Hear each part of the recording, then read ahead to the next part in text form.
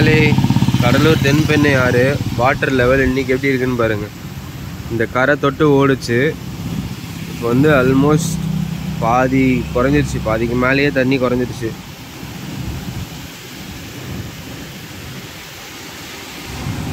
இப்போ தான் இந்த பழைய பாலம் தெரிய ஆரம்பிக்குது. ஒரு பழைய பாலம் இருக்குது, அந்த பாலம்லாம் சுத்தமாக தெரியவே இல்லை.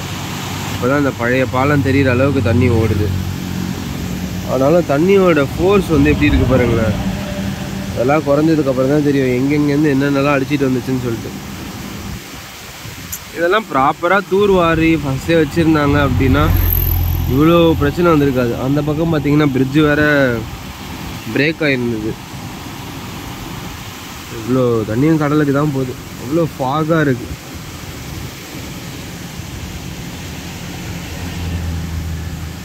நல்ல வேலை இந்த கரை கட்டினதுனால நிறையா தப்பிச்சு. இந்த கரை கட்டலை அப்படின்னா ஊருக்குள்ளெலாம் கண்டிப்பாக தண்ணி வந்திருக்கும்.